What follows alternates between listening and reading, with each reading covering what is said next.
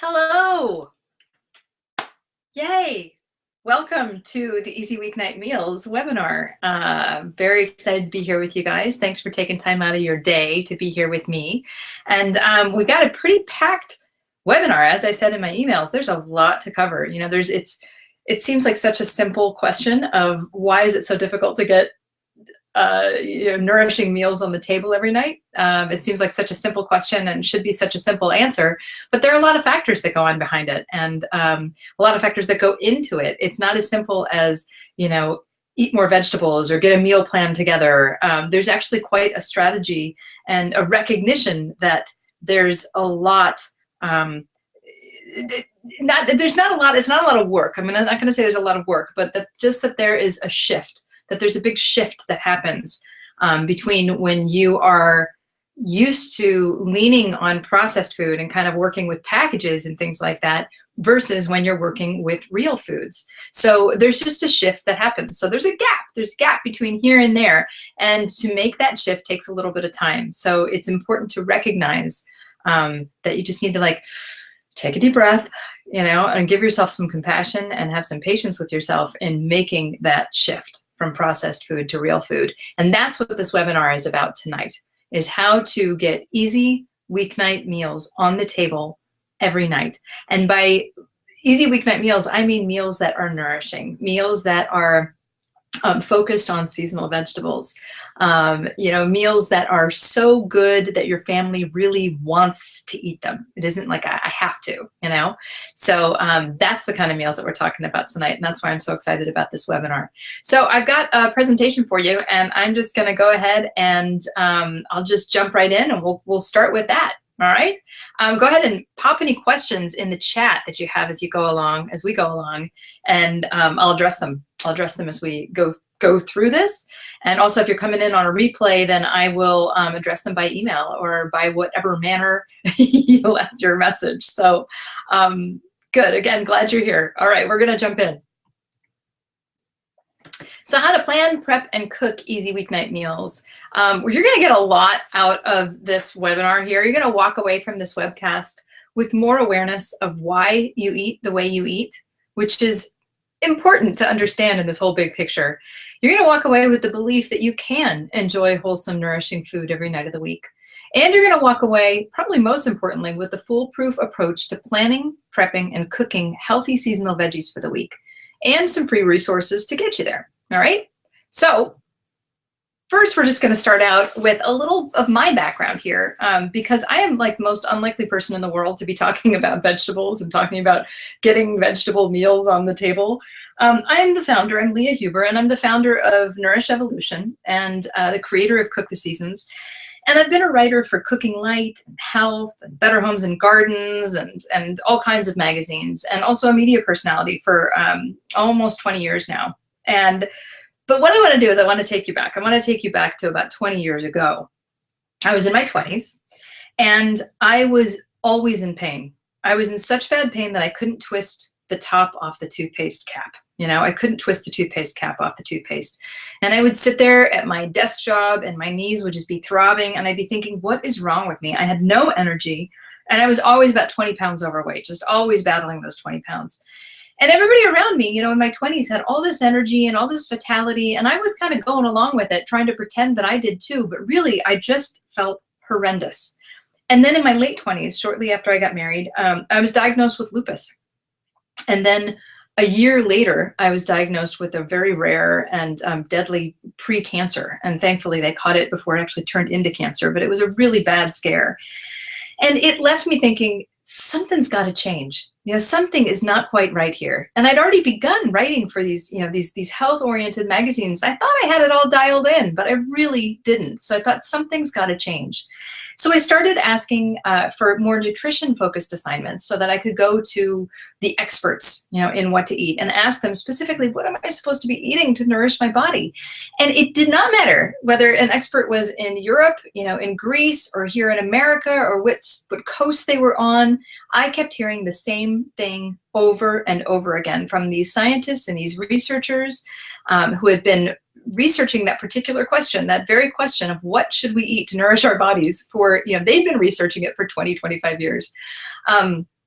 And the answer that I kept getting was eat a lot of vegetables. Have your diet really focused on vegetables, cooked with healthy fats, which to me was a what? You know, I'd grown up in the low fat era, so that was just a crazy thing for me. But cooked with healthy vegetables, cooked with healthy fats, and served with whole grains and some protein to kind of round it out. You know, rather than having a steak or a piece of chicken or a piece of fish at the center of the plate, have the vegetables be the center of your plate and round it out with some steak or chicken or beef or whatever. I guess beef is steak, steak or chicken or seafood or whatever you like. But that was their message over and over and over again. And P.S., they also actually included enjoyment in the formula that they were giving me. You know, they said, enjoy this meal, enjoy it alone with yourself, enjoy it around the table with your friends. Just make sure that enjoyment is a piece of this meal too. That is a piece to overall health and well-being. And this was all just pretty revolutionary for me. I mean, this was, 15 years ago or so now. So this whole Mediterranean diet, that was actually the research that they were uncovering. So that was fairly new research that was coming up. And this was in the middle of the low fat era. So saying eat healthy fats and use them to make vegetables taste good and actually healthier for you was pretty revolutionary. And for me, the big aha and the big uh-oh was the fact that vegetables kept coming up, because I hated vegetables. Hated them, hated them, hated them. I grew up in the Midwest. I was a meat and potatoes girl all the way. And so getting more vegetables on my plate was not something that I knew how to do or that I was thrilled about doing. But having gone through the health scares that I did, I knew that I had to figure it out. I knew I had to crack this nut. So I gave myself time. On New Year's Eve one year, New Year's Day, actually, I wrote in a journal and I said, I'm going to give myself a year to figure out how to make these foods, these vegetables, these healthy fats, these whole grains, how I'm going to make these foods taste in a way that I'm going to crave them for the rest of my life so that I don't feel like I'm resigned to having to, eat plain salads and steamed broccoli for the rest of my life, because I just knew that I wouldn't. So that gave me the freedom to be able to explore new foods without pressure and to be able to re-examine the foods that I thought that I knew really well. And I ended up losing that 20 pounds forever. I ended up, my lupus diagnosis was actually reversed to fibromyalgia, which I still deal with, but it's much, much easier to handle now that I eat the way that I do. And I have more just vitality and energy and passion and focus at, in my mid 40s than I ever did in my mid 20s. So I can say for sure that this whole thing, this whole Nourish evolution really works. And in fact, Nourish evolution, the story that I just gave you is actually my Nourish evolution. And this is why I named my company the Nourish Evolution, because I've identified 5 steps that everyone seems to go through when they're making the shift from processed food to real food in real life, right? And so I just walked you through my steps, and I'm going to tell you what the steps are in the Nourish Evolution, and I'm curious to know where you are. So Blissfully Blind Prairie is where you're just eating whatever you're eating. For me, it was the meat and potatoes girl, eating Cheetos, eating McDonald's, eating whatever I wanted to eat. I had no idea of its impact on my body, impact on the environment, any impact whatsoever. So that's Blissfully Blind Prairie, when you just don't know any better. And then we have the pinnacles of should angst. And this is sort of your first time when you hit a little mini wall and your head gets pulled up and you're like, whoa, if I stay on this path, it's not going to lead to a good place. So you realize that you've got to shift courses, you've got to change courses, but you really don't know how yet. So you just grab the nearest fad diet and you you follow that diet, and you might lose a few pounds and you might feel a little bit better and you're like, hey, it's working. And then 3 weeks into it, you're like, dude, I can't eat this anymore. This is so boring. This is so bland. I can't do this anymore. And you fall off the wagon and you crash to the bottom of that, of that valley, right?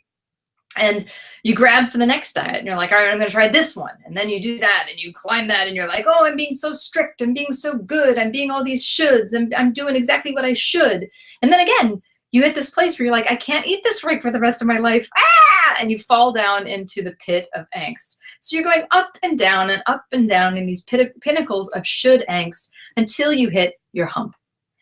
And the hump is when things get serious. You know, the hump is when it's not just a couple of pounds here and there. It's not just a, gosh, you know, I should change. The hump is where your doctor says, you know, Leah, you've got lupus, and, you know, your blood pressure is way too high and you're going to have to go on statin drugs unless you make some changes, you know, or you have kids and you all of a sudden are like, wait a second, what's going on here? What are these, you know, what's really happening with food? The hump is something that makes you take a step back and examine what's really going on with the way you eat, you know, and examine how you really do want to eat, and ask the question that I asked of what foods are going to nourish me long term, you know. That's the hump. And you're taking one step at a time, kind of one hand over hand, foot over foot, kind of climbing this wall of your hump, right? Slowly, compassionately, curiously. And when you get past your hump, you see in the distance the land of Nourish. And the land of Nourish is the one, it's like I've just painted for you, right? It's lots of vegetables, really awesome vegetables that are cooked with healthy fats, and they've got whole grains on your plate, and you got some yummy protein there too, and it's just delicious. It's so awesome, and it makes you feel so good. But what's between the peaks and valleys, or the hump and the land of Nourish, is the peaks and valleys of practice. And this is what I was alluding to in the beginning when I was welcoming you guys to this call, is there's a big difference. There's a big journey still between the hump and the land of Nourish. At the hump, you know how you want to eat, but you're still used to the practices that you're bringing out of those pinnacles of should angst. You know, you haven't yet learned the practices of how to live in the land of Nourish. You haven't quite learned how to cook with whole foods yet, how to wrangle, you know, several heads of Swiss chard, you know, what to do with a bunch of broccoli, you know, how to make eggplant taste different every time you cook it. You haven't learned these things yet, and that's okay. That's what you do in the peaks and valleys of practice. And those are sort of gentle hills that start off a little higher and a little deeper, and they kind of flatten out as you get to the land of Nourish. And then you know what to eat, what's going to really nourish your body, and you know how to make it work in your everyday life. So that is the land of Nourish. So that's where we're going to lead you today, is to the land of Nourish. So we all know that this is kind of what it tends to look like, right, in the peaks and valleys of practice. So between the hump and the land of Nourish, things can look like this, where you've got these amazing intentions, right? You're going to have that kale salad on Monday, and the roast chicken with Swiss chard on Tuesday, and the wheat berries with grilled eggplant on Wednesday. All these things look awesome, right? So we start out our week with great intentions, but then this is what happens. Like, oh gosh, oh, late meeting. Whoa, I forgot about that soccer practice. Uh-oh, I gotta work late, right? And this is what it looks like, and you're just like, God bless it, man. It just all goes to, and this is who we call, right? We all know where that leads, totally. So this is kind of how we end up looking at the end of the week, right? It's super frustrating. It's like we've got these great intentions, but we just don't know how to get there. So that is why I'm going to introduce you to Nourish 123 today. This is the formula, the approach that has really worked for me and helped me not only get to the land of Nourish, but also stay in the land of Nourish. All right? So first, I want to talk a little bit about mindset. And I talked about how there are a lot of forces that are informing what we're choosing to eat and what we think about food. So it's really, really important to realize that here in America, we are bombarded with constant messaging that, you know, says that cooking wholesome meals on a regular basis, that it's a chore, or it's an unrealistic expectation, or it's some foodie pursuit. And yes, I'm putting quotes around the word foodie. You know, it's some foodie pursuit, but it's not. It's really, really not. It's your right, you know? So here's your question. Here's my question for you. How do you feel about food? You know, just take a moment. You could take a moment now, take a moment after this webinar, but just reflect on that. You know, reflect on how you feel about food. What are some of the baggage and some of the conversations that you're carrying into your week or into your dinner time that you're telling yourself about food? Are you telling yourself it's not possible to cook meals every night? Are you telling yourself you're too busy? And I get it. I totally get it. And I believe that you're busy, and I'm busy too. And so many people are so busy nowadays. But unless we can give ourselves permission to actually believe that we can eat the way that we'd like to eat, It's not going to happen. No matter how good of a strategy you have, no matter how much time you have even, you can sabotage yourself into believing that you can't. So I want to ask you what baggage you're carrying into the way that you feel about food. And then I want us all to hit the reset button right here. All right, so after you've thought about how you feel about food, just hit this reset button and say, you know what? From now on, from here on, I'm going to go forward believing that cooking real food every night is a real possibility. All right? Okay. And it's an enjoyable one. I forgot about that. So here's why it matters. Because when you're eating real food, it can decrease your risk of cancer. A vegetarian diet may actually reduce risk of cancer by 40%, whereas regular meat consumption can increase risk of colon cancer by 300%. It can decrease risk of heart disease. A vegetarian-based diet may actually reverse hardening of the arteries. And I'm not talking a vegetarian diet, I'm talking about a vegetarian-based diet. So even if you're not going totally 100% vegetarian, I actually eat meat as well, but much less of it than I used to. But eating a vegetable-based diet may actually reverse hardening of the arteries, and it definitely contributes to regulating blood pressure. It can also decrease risk of diabetes. So enhanced with whole grains, so vegetables, whole grains, healthy fats, smartly sourced proteins, all of that packaged together can actually help to prevent type 2 diabetes, and it may actually reverse it. And it can decrease chronic pain. This is something that I've experienced. Vegetables, whole grains, healthy fats, they're abundant in antioxidants, which protect the body and reduce inflammation. So that helps alleviate chronic pain like it did for my fibromyalgia, like it does for my fibromyalgia. And it can also help you get to and maintain a comfortable weight. So learning how to love a plant-based diet will get you to a comfortable weight, and it will keep you there. Because when you're focusing on vegetables, vegetables are very calorically non-dense. There's not a lot of calories in vegetables. So your plate as a whole is lighter in calories. You're eating more healthy fats, so those are calorically dense. There's more calories in fats. But as a whole, you're eating a lot more food and getting a lot less calories from it. Notice what I'm not saying though, right? I'm not saying eat boring plain salads and steamed broccoli. That's not how we're going to get our vegetables. That's not how we're going to get our vegetables. These are the kinds of meals that I'm talking about eating, all right? The ones that indulge in fresh, seasonal produce, and these dishes that you end up craving more than pizza. So now the question is, how? How do you make this happen every single night, right? So this is where we get to Nourish 1, 2, 3. So normally when we're cooking for the week, it's kind of a scattershot approach, right? You're like, all right, I'll make broccoli tonight, and I'll make, I've got tomatoes in the garden, I'll make those, and then I've got, I'm gonna make some green beans, and then I'll make some eggplant, and it's total scattershot approach, right? But that's been proven time and again, and time and again, and time and again, and I'm sure that you can relate to this, that it just doesn't work, right? Right? Yeah. So after years of struggle, years of trial and error on my part, I found a system that does work. And this is what I call Nourish 1, 2, 3. And it's an easy, flexible way to put more veggies on the plate. So I'm going to talk to you, I'm going to explain what Nourish 1, 2, 3 is here. Nourish 1, 2, 3 is based around the concept of core recipes, which are simple recipes with just a few ingredients. So it could be things like melted summer squash, or sticky sweet green beans, or I'm trying to think of some other ones, sauteed corn with shallots and tarragon. Okay, my mouth is starting to water. With just a few ingredients.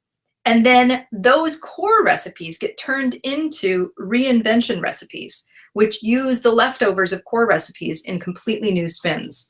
So the idea is first of all, you pick a core seasonal vegetable and you pick your vegetable recipes. All right, so we've got, here I've got my core recipes are garlicky spinach and Alberto's marinated grilled asparagus and real easy roasted ratatouille.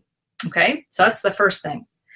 And then second, you pick 2 to 5 core protein and whole grain recipes to mix and match with your veggies, right? So you'll see down there on the bottom, we've got the core recipes we just talked about, the core veggie recipes. And then up there on the top, we've got all-purpose lentils, and we've got chickpeas, sauteed chickpeas with blistered scallions, so good.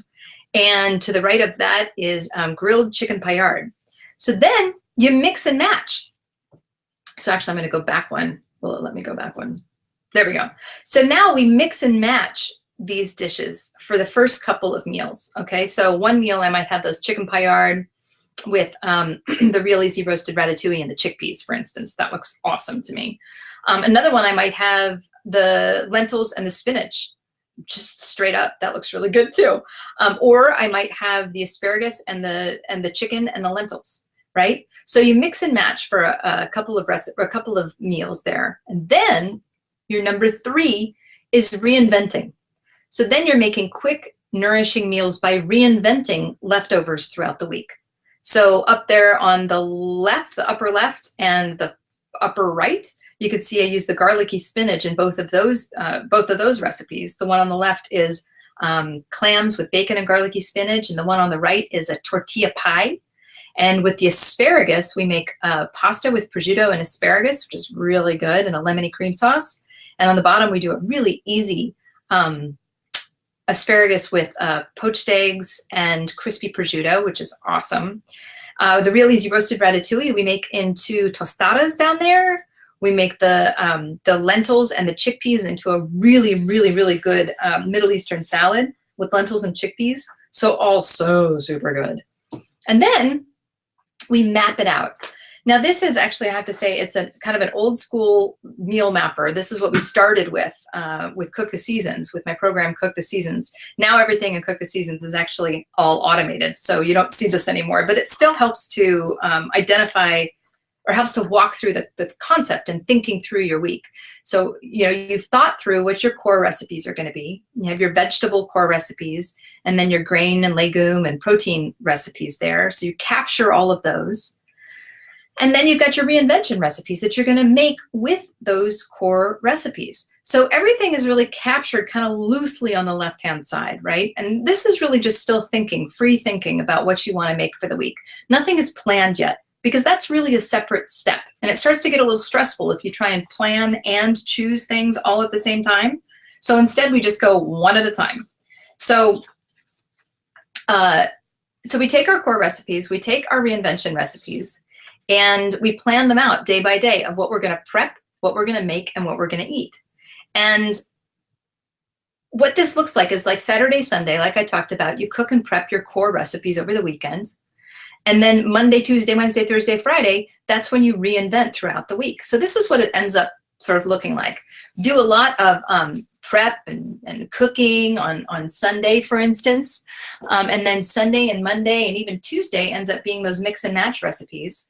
And then really Wednesday through Friday, Wednesday through Saturday, those tend to be more of the reinvention recipes. And you can also pull some great ideas for breakfast or ideas for lunch out of this, but the idea is you start with your vegetable. You start with your core vegetable recipes, and then you move on to your core grain and legume recipes. And then you pick your reinvention recipes based on the core recipes that you made. And then you map it all out and you're all set. So that is the basis for Nourish 1, 2, 3. So now, the challenge is to now do it. So what I'm gonna do is I would love for you to download the Declaration of Evolution, and I can send you an email with the links for this. The Declaration of Evolution, which really helps you get into the mindset that we were talking about, where you're believing, you're telling yourself that you really can eat this way. The Nourish Evolution Trail Guide is also a fantastic way to really dig deeper into the Nourish Evolution, to dig deeper and identify where you are and learn what hurdles are ahead of you and how to move from stage to stage in the Nourish Evolution. And also we've got Cook the Seasons coming up. In the meantime though, if you would like to, I would love to offer you Nourish 1, 2, 3, which is our awesome book. It's got 55 mix and match recipes and reinvention recipes, mixture of core and reinvention recipes, and goes much deeper into the whole Nourish 1, 2, 3 philosophy. What I'm going to do is I am going to post this link to Nourish 1, 2, 3, and if you use webinar as the coupon code, you will get $5 off. So go ahead and jump on this if this is something that you'd like to do. And cool. There's the link. So if you want to buy Nourish 123, go grab it. Enter webinar, all caps, in the coupon code for $5 off. And really hope to have you get that and have that serve you. And I really hope to see you someday and cook the seasons. So I'll be in touch soon with some more tips, some more advice, some more guidance for getting vegetables on your table every single night. All right. So I hope you enjoyed the webinar, and I'll see you soon. Thanks.